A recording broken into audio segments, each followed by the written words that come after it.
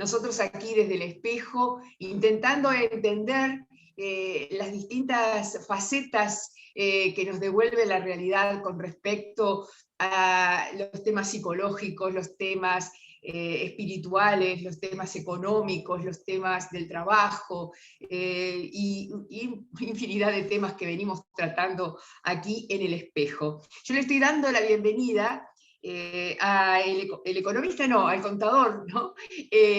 Pablo Ferreri, quien fuera subsecretario del Ministerio de Economía, Banco Central no, DGI, ¿verdad? Y una cantidad de puestos para un hombre joven y destacado. Bienvenido, Pablo. Muy buenas tardes, Raquel. Un enorme placer estar contigo, con la audiencia. Y bueno, en estas épocas de COVID y de instancias virtuales, siempre es bueno tener contacto con los amigos. Ya vendrá la época de volver a tenerlos presenciales, así que un enorme placer estar contigo. Eso esperamos. Si no, yo ya di un paso a la televisión online, porque yo hace 2 años y medio que tengo un canal online, y bueno, tal vez esta sea la modalidad de futuro para mí, no sé. No, pero los encuentros siempre van a ser muy buenos y esperados. Yo me pregunto, ¿cómo va a ser el día después de la pandemia? Porque nos estamos ocupando del hoy, ¿no? de la realidad. Y hay una inactividad muy grande. Uno recorre Montevideo, por ejemplo, y ve cantidad de negocios cerrados, bastante poco movimiento.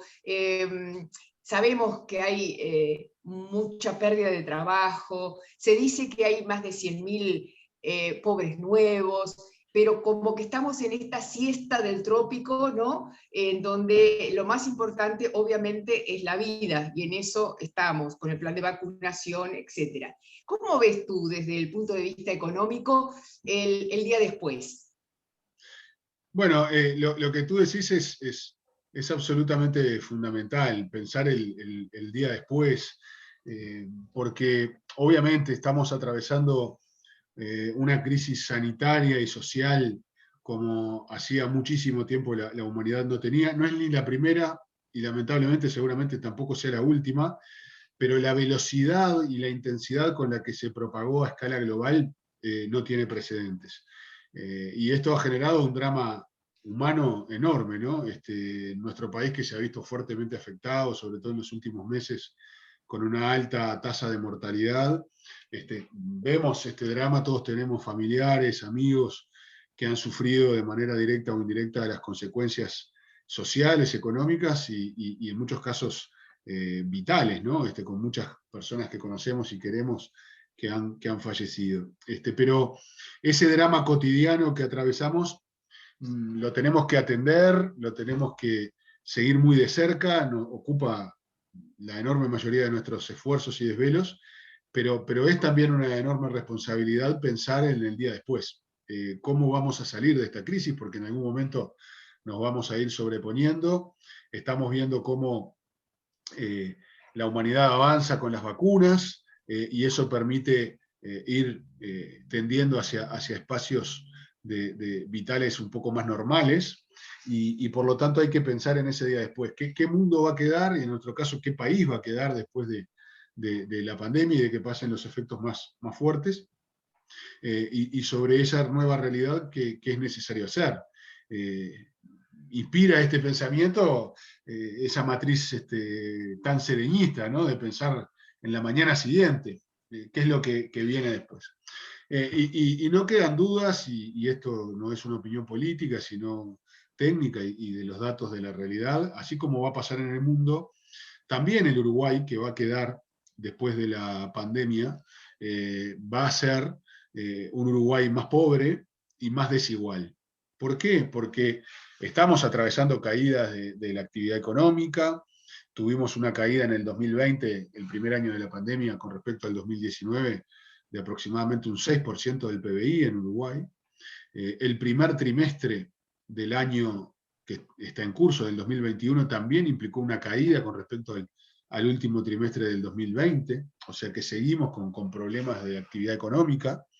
Y por lo tanto, vamos a tener un país más pobre en términos generales, con menos producto bruto que lo que tenía antes de la pandemia. Y más desigual, porque obviamente si bien la pandemia afecta a todo el país, afecta más a algunos que a otros. Hay sectores de actividad que se han visto fuertemente afectados, pero también hay sectores de actividad que han trabajado con relativa normalidad en cuanto a sus números, y otros que incluso han tenido mejores niveles de actividad que en épocas anteriores a la crisis. Y también, así como lo vemos por sectores de actividad, hay personas que han sufrido más o menos los impactos de la crisis. Claramente, aquellos más débiles, con menos ingresos, con menos patrimonio, han sufrido de manera más intensa las consecuencias de la crisis, porque tienen menos armas para defenderse y para amortiguar estos efectos. Entonces, aquellos que son pobres van a ser más pobres después de la crisis, y muchos que antes no lo eran van a serlo, como vemos hoy las estadísticas en Uruguay. En el año 2020 tuvimos 100.000 nuevos pobres con respecto al año 2019. Podría haberse evitado, podría haberse actuado distinto en función de las políticas públicas, otorgando más recursos para que esto no pasara. Bueno, nosotros creemos que sí, pero no es la discusión hoy central que anima esta charla, sino, bueno, sobre este país donde va a haber una mayor concentración de la riqueza, más desigualdad y más pobreza en general. ¿Cómo hacemos, una vez pasada la crisis, para reactivar la economía, para que ese país más pobre y más desigual pueda retomar la senda del crecimiento de la manera más vigorosa, más intensa y sobre todo con igualdad de oportunidades para todos de la mejor manera posible, ¿no? Es decir, que ese crecimiento que se pueda generar sea inclusivo, que no vuelva a privilegiar a aquellos que salen mejor posicionados después de la crisis, sino que justamente aquellos que sufrieron los mayores impactos puedan recuperarse lo más rápidamente posible. Y ahí claramente tenemos agendas que llevar adelante. Tenemos que lograr que la economía crezca lo más posible y lo más rápido posible, y generar instrumentos para que ese crecimiento derrame y le llegue a todos. En lo referente al crecimiento económico, yo creo que Uruguay tiene dos o tres aspectos a atender, y el primero es lo vinculado a mejorar los niveles de productividad de nuestra economía, es decir, tener una economía más productiva. Y eso requiere de una potente agenda de reformas estructurales. Y aquí es donde yo veo una de las principales preocupaciones que tengo, es lo vinculado a la agenda que hoy plantea el gobierno con respecto a esas reformas estructurales de futuro. Y el problema no pasa por no estar de acuerdo con la agenda de futuro, sino que es algo que me preocupa aún más, y es que no veo una agenda de reformas estructurales de futuro. Uruguay, para mejorar su... No es, según tu visión, no es insuficiente, sino que tú no ves una agenda de estructuras, de cambio de estructuras para acompasar lo que se viene, ¿no? No, es que yo creo que, bueno, para mejorar la productividad de nuestro país, se debe trabajar desde ahora, en ese día después, generando discusiones con base social amplia que permita alcanzar consensos sólidos, para llevar, como te decía, adelante reformas estructurales imprescindibles para aumentar esa productividad. Reformas en la educación, en el encare de la inserción internacional, en la gobernanza de las empresas públicas, en la seguridad social, en cómo nos vamos a preparar para la digitalización de la economía, en el esquema de la promoción de inversiones en nuestro país, que además se ve amenazado por un contexto geopolítico que está cambiando y que después podemos comentar. De todos estos aspectos, de todas estas áreas en las cuales Uruguay tiene que hacer reformas importantes y tiene que atenderlo con una agenda potente, el único tema que ha estado en discusión en un grupo que se ha formado al respecto es el de la seguridad social.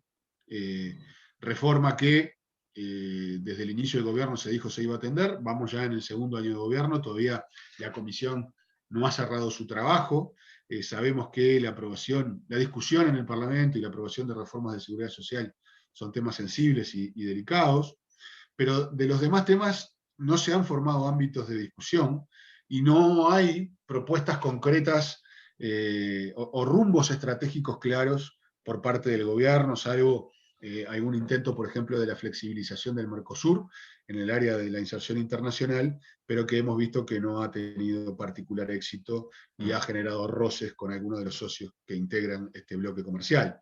Entonces, lo más importante aquí es esa ausencia de agenda de reformas estructurales que marquen un rumbo estratégico para aumentar la productividad del país. Yo creo que esta es quizás la crítica más importante, es decir, no estar de acuerdo o no estar de acuerdo con un determinado proyecto, sino ver que no hay arriba de la mesa una agenda potente de transformaciones. ¿Qué Y en debiera segundo tener, lugar, sí, perdón. esa agenda? ¿Qué debiera tener esa agenda estructural? Y tiene que tener, como te decía, cuál es la reforma educativa que vamos a llevar adelante para preparar a nuestros jóvenes hacia el mundo del futuro, en un mundo que cambia a pasos agigantados, a tal punto que podemos decir que no estamos en una época de cambios, sino en un cambio de época. El mundo del trabajo está cambiando dramáticamente. La digitalización de la economía lleva a que cada vez hay actividades que generan más valor vinculado al mundo digital. Las actividades manufactureras cada vez se pagan menos, por decirlo de alguna forma. Bueno, ¿cómo vamos a preparar a nuestros niños, a nuestros jóvenes para que se inserten en ese mundo laboral? ¿Qué infraestructuras vamos a tener a disposición para poder brindar los mejores servicios en la economía digital? Todos esos temas hoy no vemos que estén arriba de la mesa. Este gobierno legítimamente asumió, porque la ciudadanía lo votó, en aras prometiendo un cambio en distintas áreas. Se hablaba mucho de la educación. Vamos ya, como te decía, en el segundo año de gobierno no vemos cambios importantes en esta materia, no vemos cuál es el rumbo que se quiere llevar en esta área. Lo mismo te decía de la inserción internacional, salvo lo de la flexibilización del Mercosur, no vemos una política de inserción internacional potente. Seguramente la gobernanza de las empresas públicas tenga que tener una modernización importante, ahí tampoco vemos una agenda clara. Todo el esquema de promoción de inversiones que cada vez se vuelve más competitivo a nivel internacional, vemos que hay cambios tributarios a la vuelta de la esquina de escala global, como por ejemplo el acuerdo en el que ya hoy existe en el G7, en el grupo de las 7 economías más poderosas, de poner un impuesto a la renta mínimo a escala global, que eso tiene impacto sobre nuestra economía, cómo vamos a enfrentar este tipo de cosas. Es decir, hay muchos aspectos que tenemos que pensar más allá de los problemas diarios de la pandemia. Te quiero preguntar cómo es que el impuesto mínimo global, que no se sabe muy bien si va a ser del 15, del 20 o 25%, a las 100 más grandes empresas, entre ellas las digitales, puede ser, puede afectar la economía uruguaya. Sí, te doy un poco más de contexto al respecto. Hace ya 2 o 3 años la OCDE, la Organización para la Cooperación y Desarrollo Económico, viene trabajando en una propuesta de una tributación mínima a escala global para las empresas. Esto porque, como hay muchos países o jurisdicciones que prácticamente no tienen impuestos a las empresas de gran escala internacional se refugian en esos lugares, conocidos habitualmente como paraísos fiscales, para no pagar impuestos en sus países de origen o en los países en los cuales actúan. Y eso hace que haya empresas gigantescas que paguen cifras ridículas de impuestos. Y bueno, esto es algo que es bueno que se corrija.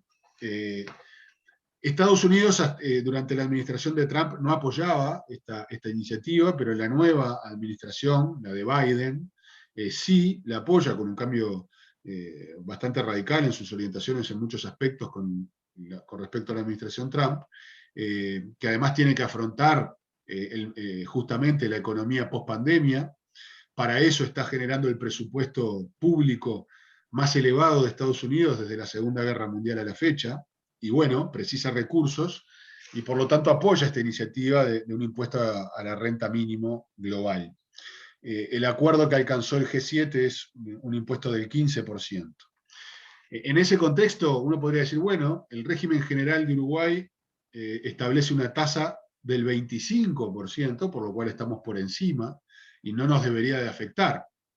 Sí, eso es cierto en el régimen general, pero Uruguay tiene regímenes promocionales, donde justamente, como muchos países en vías de desarrollo que tienen mercados pequeños o débiles o pocas ventajas competitivas, tratan de atraer empresas con exoneraciones de impuestos. Y Uruguay tiene un esquema, yo diría, bastante potente y desarrollado en esta materia, como por ejemplo son los regímenes de zonas francas, las exoneraciones de impuestos en la producción de software, o en actividades vinculadas a la biotecnología o los servicios compartidos, algunos beneficios en otros sectores, es decir, regímenes promocionales que hacen que el impuesto a la renta sea cero en muchos casos o sea muy bajo, justamente para atraer empresas que tienen verdadera sustancia, porque se realizan actividades reales en estos esquemas promocionales que tiene Uruguay.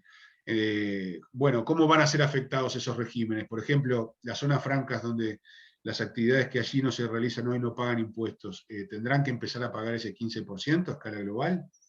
Son todas preguntas que hoy todavía no está la respuesta concreta, pero que seguramente de una manera relativamente rápida van a ir teniendo aterrizaje y Uruguay debe seguir muy de cerca estos aspectos, porque todos sus regímenes promocionales van a tener amenazas importantes que veremos si se concretan o no, pero seguramente van a ser afectados.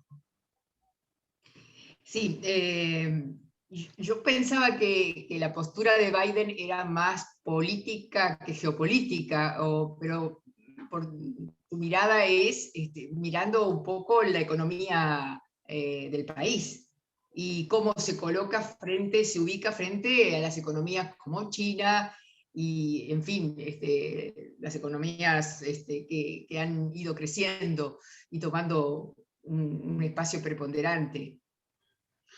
Sí, porque como te decía, el problema de Uruguay es similar al de otros países en desarrollo, ¿no? Que no tienen mercados tan atractivos como para que las empresas se radiquen, y además en el caso de Uruguay, además de ser un país en vías de desarrollo, es un mercado pequeñísimo, entonces tiene que tener atractivos para que las empresas se radiquen aquí. Las empresas obviamente no vienen a Uruguay por el mercado nacional, sino que vienen aquí para vender hacia el mundo. Entonces esos esquemas promocionales permitían que empresas vinieran aquí para vender y exportar al mundo. Bueno, si no tienen esos, o no tenemos la posibilidad de ofrecer esa herramienta, la capacidad de atraer inversiones se ve limitada. Por eso yo creo que los países en desarrollo en general, y Uruguay en particular, van a tener que seguir muy de cerca estos aspectos y tratar de incidir para que haya excepciones a esa regla general que se quiere imponer, y que nos permita poder seguir teniendo estos regímenes para justamente atraer inversiones que generen trabajo y sobre todo trabajo de calidad y bien remunerado, ¿no? Con respecto a los nuevos pobres en el Uruguay, ¿qué políticas ves de instrumentar? Porque habiendo hecho algunos programas parecidos a de abordaje sobre la economía, por ejemplo, me parece que la economista Mordecki, me parece que fue ella, que me decía que Uruguay estaba en las mejores condiciones de contraer o contratar, no sé cómo se dice, préstamos internacionales. Pero por otro lado, se me dice que pone en peligro digo, el régimen, la nota internacional de la economía uruguaya. Sí, yo diría que Uruguay tiene que tomar medidas en dos planos. Uno en el cortísimo plazo para atender el drama social y humano que genera la pandemia, en mucha gente que se ha quedado sin trabajo y que no tiene para comer. Y también tiene que tomar medidas para reactivar la economía después. para ambas cosas Uruguay tiene una posición financiera muy sólida. Uruguay tiene un ratio de deuda pública sobre el producto que se ubica en el 43-44%, deuda neta, hablo, que es muy buen ratio. Hay muchos países con niveles niveles de endeudamiento muy superior. Y eso hace que Uruguay tenga grado inversor y que por lo tanto pueda acceder a financiamiento con tasas de interés muy bajas. Pero además, Uruguay tiene también créditos preaprobados en organismos multilaterales de crédito a tasas realmente bajas que podría utilizar rápidamente. Nosotros creemos que para atender en el cortísimo plazo las urgencias de la pandemia de los hogares más afectados, estamos hablando aproximadamente de unas 300.000 familias, que son las que se mueven en la economía informal, y que por lo tanto son aquellas fuentes de trabajo más afectadas, Uruguay debería destinar entre 1 punto y 2 puntos del PBI a lo largo de la pandemia. Ahora, bueno, estamos más cerca de la salida, en el entorno de 1 punto del PBI, del producto, para atender ese drama social y humano. Es algo perfectamente asumible por las arcas uruguayas, y Claro. que no afectará 1 punto más de déficit por una vez, porque además esto no es para siempre, es para atender esta realidad. No, el aumento de ese déficit por un año de 1 punto no afectaría el grado inversor que Uruguay tiene. El grado inversor no sería afectado por esto. Por una medida de esa magnitud, claramente no. Y después Uruguay también tiene que tomar, creo, medidas para, como te decía, para reactivar la economía. Muchas de ellas vinculadas, como te decía, a reformas estructurales, algunas vinculadas a la inversión privada para generar empleo, actividad, crecimiento, pero también otras vinculadas a la inversión pública, que es un factor dinamizador de la economía muy importante. Yo creo que la inversión pública tiene que jugar un rol mucho más activo en estos momentos de lo que está jugando, y sobre todo me refiero a la inversión, por ejemplo, en infraestructura, que es dinamizadora del mercado laboral, que es intensiva en mano de obra en muchos casos. Por lo tanto, ahí también lo vemos con preocupación, porque la cartera de proyectos hacia adelante en materia de infraestructura que se está manejando, por lo menos de manera pública, no es una agenda muy potente. El presidente mencionó algunas inversiones adicionales, como una planta potabilizadora o alguna otra cosa, pero que todavía no han tenido expresiones concretas, ni llamados todavía de licitaciones públicas. Por lo tanto, vemos que pueden ser proyectos más de mediano a largo plazo, y yo creo que Uruguay tiene que tener un pipeline, una cartera de proyectos de inversión pública más potente y sobre todo de rápida ejecución. Sobre todo porque además vemos que proyectos de infraestructura pública y privada que se están llevando adelante ahora, muy importantes, como la construcción de la segunda planta de UPM o la construcción del ferrocarril central, son proyectos que mueven, dinamizan mucho la economía, pero que la construcción de los mismos para fines del 22, mediados del 23, a lo sumo, se estarán terminando. Y por lo tanto, bueno, sería bueno poder tener más proyectos de infraestructura, porque una vez que estos se terminen va a quedar también mucha gente que dejará de trabajar en esos proyectos. Por lo tanto, aquí es otro aspecto donde la agenda pública del gobierno, la agenda de infraestructura pública, luce bastante débil. Bastante débil. Las críticas fortísimas de las pérdidas de la regasificadora, de Ante la Arena y de tantas otras, de ANCAP, en fin, marcan digamos, una agenda hacia atrás, ¿no? de errores cometidos por los anteriores gobiernos del Frente Amplio. Esto, de alguna manera, ¿cómo lo ven ustedes? ¿Cómo lo ves tú? Bueno, yo creo que, como toda obra humana, las gestiones del Frente Amplio, los 15 años de gestión del Frente Amplio, tuvieron aciertos y tuvieron errores, algunos errores de gestión, como algunos que pueden mencionarse, otros no fueron errores y obviamente se utilizan con intencionalidad política. Pero me parece que mezclar eso con las posibilidades que tiene el país de afrontar de una manera más potente la salida de la crisis y de paliar los efectos de manera inmediata, es mezclar peras con manzanas, ¿no? Porque más allá de errores o no que se hayan cometido, la situación financiera del Uruguay permite tomar medidas para salir de una manera más potente y con menos efectos negativos sobre nuestra sociedad. Entonces, hay cosas que se podrían estar haciendo y no se hacen, y yo creo que, bueno, ahí hay una responsabilidad política, hay una decisión política de quien lo hace, que yo creo que no permiten que la salida de la crisis sea todo lo potente, todo lo rápida y todo lo inclusiva que debería de ser. Luego, mirando hacia el pasado, seguramente haya cuestiones que corregir o cuestiones que se podrían haber hecho mejor en las gestiones del Frente Amplio. Ahora hay que mirar la película completa, ver cuál fue el punto de partida en el año 2005 de estos tres gobiernos y cuáles fueron los avances sociales, cuáles fueron las conquistas que se lograron, cómo mejoró el nivel de vida de los uruguayos en general. Me parece que el análisis parte de ahí. Esto igual no debe ser una mirada complaciente y no se debe dejar de reconocer que hubo, en algunos casos, temas de gestión que no deberían de volver a ocurrir.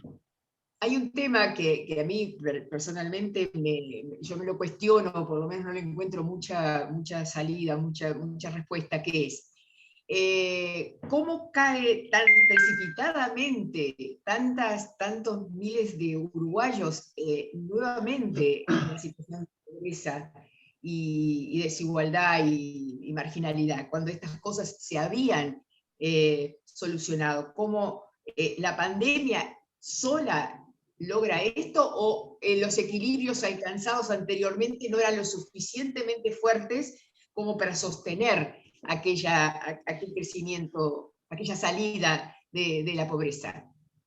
Bueno, Raquel, ahí recordemos, Uruguay tenía en el año 2005 en el entorno de un 40% de pobreza, 1 millón de pobres. Cuando terminaron los gobiernos del Frente Amplio tenía en el entorno de un 9% de pobreza, una reducción bien importante. Ahora, ¿qué pasa? Muchos, yo diría la enorme mayoría de quienes salieron de la pobreza, lo hicieron porque mejoraron sus ingresos. Sus ingresos les permitieron tener un nivel de vida mejor que el que tenían antes, en algunos casos mucho mejor, en algunos casos un poco mejor y en algunos casos apenas mejor. Eso les permitió salir de la pobreza porque tenían, reitero, mejores niveles de ingreso.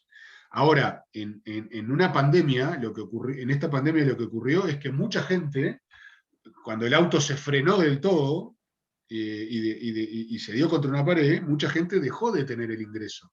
No estamos hablando de gente que tenía capacidad de ahorro, sino gente que tenía un mejor ingreso y que por eso tenía un mejor pasar en el día a día, en el mes a mes. Ahora, cuando dejó de tener el ingreso, obviamente volvió a estar en una condición precaria. No es gente que, si bien tenía un mejor nivel de vida, tenía capacidad de ir guardando en el colchón para momentos más complicados. Es gente que vive de su ingreso y cuando no lo tiene, obviamente cae en una situación muy compleja.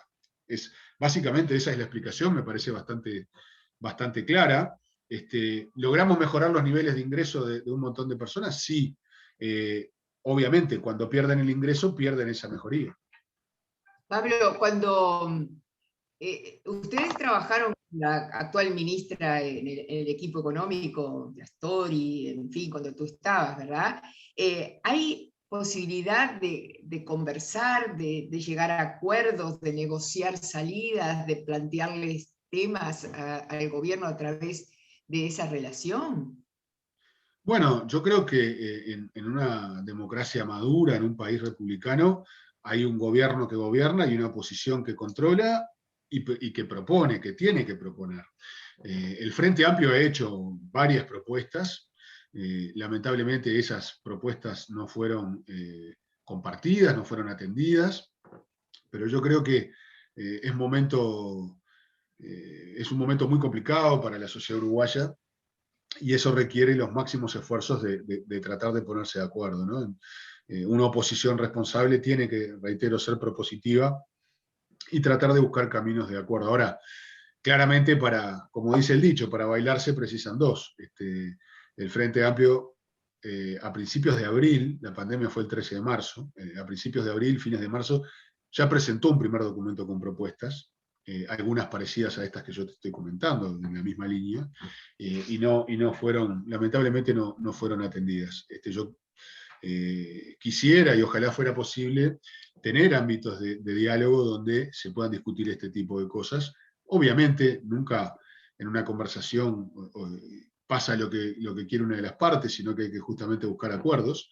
Pero creo que sería muy importante, muy bueno para el Uruguay y también para el gobierno, porque este tipo de momentos requiere de apoyos firmes e importantes para poder tirar del carro y salir adelante, ¿no? Se dice que un buen gobierno necesita de una muy buena oposición. ¿El Frente Amplio está haciendo una buena oposición hoy? Yo creo que sí, que está haciendo una buena oposición, como te decía, ha hecho una oposición propositiva, ha elevado varios documentos con propuestas. Cuando el gobierno precisó votar de manera rápida proyectos de ley para que se transformaran en ley con aspectos vinculados a la pandemia, fueron votados en 24 o 48 horas. Eh, Pasamos más de un año de gobierno sin que, por ejemplo, hubiera una interpelación.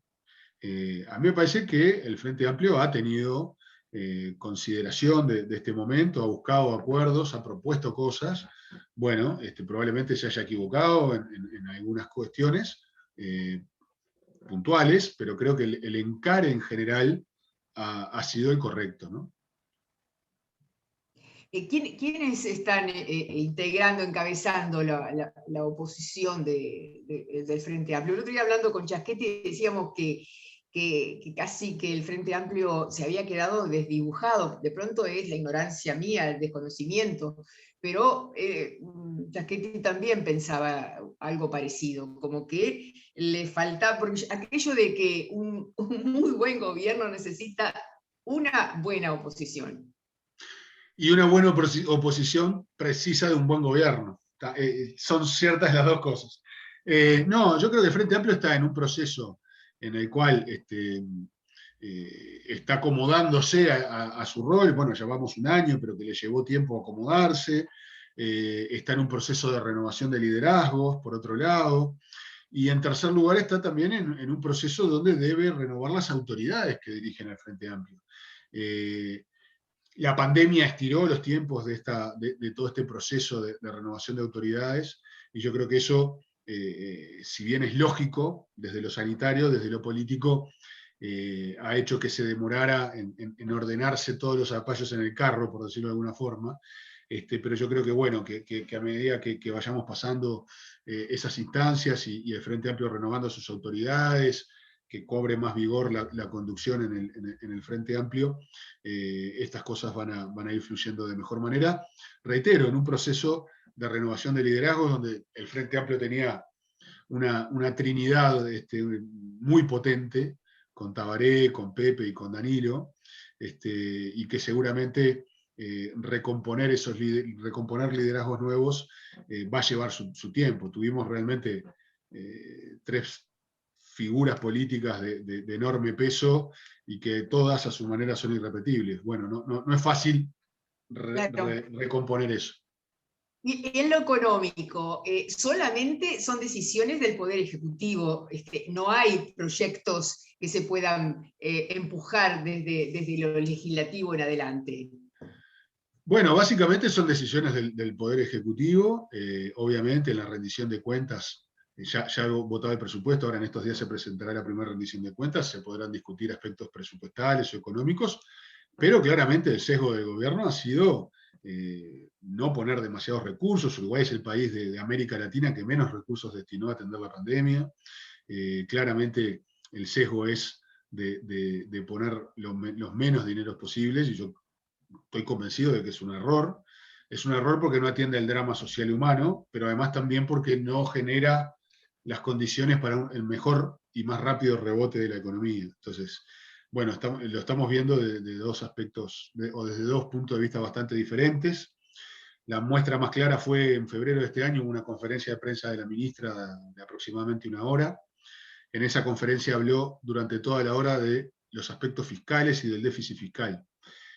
No habló de la producción, no habló del empleo, no habló del ingreso de los hogares, no habló de la productividad, que yo creo que son aspectos tan o más relevantes que el déficit fiscal. Todos en su conjunto son importantes. Parecía más una conferencia de un ministro de Hacienda que de un ministro de Economía y Finanzas, que tiene obviamente que tiene que tener una mirada bastante más amplia y comprensiva. Bien, ha Pero sido bueno, más habrá que... que buscar los caminos para tratar de encontrar entendimientos, Ahí y está. reitero, lograr ese despegue en la mañana siguiente para que sea lo más potente e inclusivo posible. Pienso que hay que trabajar desde hoy, para que la mañana siguiente esté más o menos estructurada. Por eso la fuerza de propuestas, yo lo que siento que en Uruguay no se está discutiendo demasiadas cosas de este tipo, cuando son centrales. Bueno, la pandemia lo ha capturado todo. Bueno, esperemos que esto vaya cambiando, porque hay cientos de miles de uruguayos que dependen de ello. Yo te agradezco mucho, Totalmente. Pablo. Ha sido un enorme placer, ¿eh? Que pases muy bien. Muchas gracias. Que pases bien.